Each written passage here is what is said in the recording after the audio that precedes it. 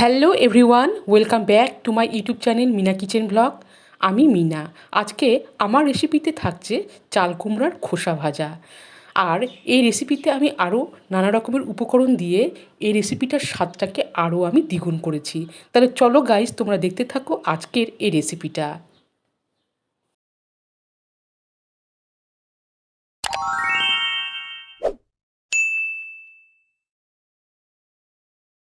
চাল কুমড়োর খোসা ভাজা রেসিপিটা বানানোর জন্য আমি এখানে চাল কুমড়ো নিয়েছি। আর এখন আমি এই চাল কুমড়োর খোসাটাকে ছাড়িয়ে নেব। ফ্রেন্ডস দেখো, চাল কুমড়োর খোসা আমি ছাড়িয়ে নিয়েছি এইভাবে। আর এই চাল কুমড়োর খোসাগুলোকে আমি একবার জলে ধুয়েও নিয়েছি। এখন আমি এই চাল কুমড়োর খোসাগুলোকে, দেখো বন্ধুরা, এই চাল কুমড়োর খোসাগুলোকে এখন আমি কুচি কুচি করে কেটে নেব।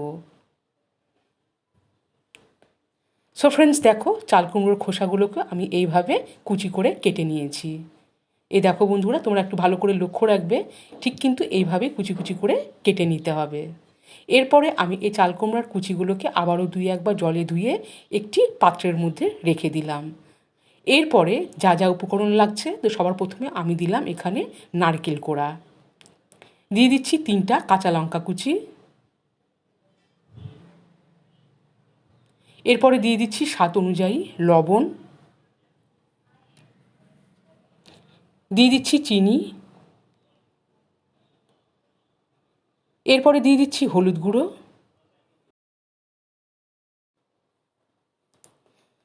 হলুদ গুঁড়োর পরে আমি দিয়ে দিচ্ছি এখানে 1.5 চামচের কম বেসন। বেসন দিয়ে এখন আমি সমস্ত উপকরণ চামচ দিয়ে ভালো করে মিশিয়ে নিব। সো গাইস দেখো, এভাবে কিন্তু আমি পুরোটা উপকরণ কিন্তু চামচ দিয়ে এইভাবে ভালো করে মিশিয়ে নিয়েছি।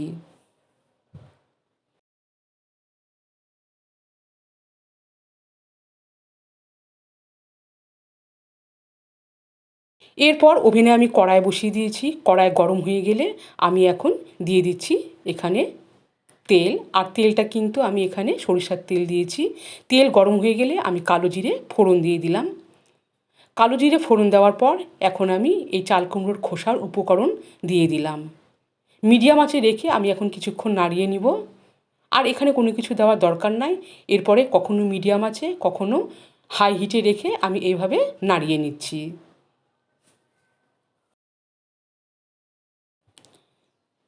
তো দেখো বন্ধুরা, আমি নাড়িয়ে নিচ্ছি। আর এটা যতক্ষণ না এর কালারটা হালকা লাল হয় আর এটা ঝরঝরে হয়, আমি কিন্তু এইভাবে অনবরত নাড়িয়ে নিচ্ছি।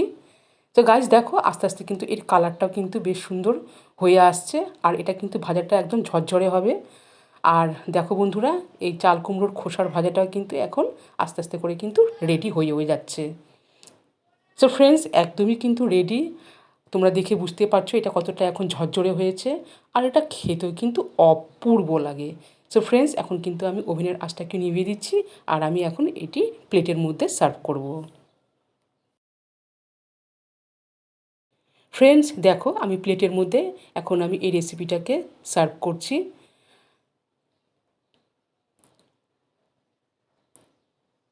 প্লেটের মধ্যেও আমি সার্ভ করলাম। আর এর স্বাদ তোমরা না খেলে কিন্তু বুঝতে পারবে না। তো আমি তো বসে পড়লাম গরম গরম ভাত নিয়ে। আর গরম গরম ভাতের সাথে এই রেসিপিটা কিন্তু দুর্দান্ত লাগে, অপূর্ব লাগে।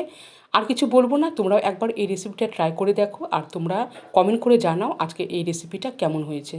সো ফ্রেন্ডস আজকের মতো এই পর্যন্তই। আবারও দেখা হচ্ছে অন্য এক রেসিপির সাথে। আর যারা এখনও আমার চ্যানেলটিকে সাবস্ক্রাইব করোনি, প্লিজ সাবস্ক্রাইব করে পাশে থেকো।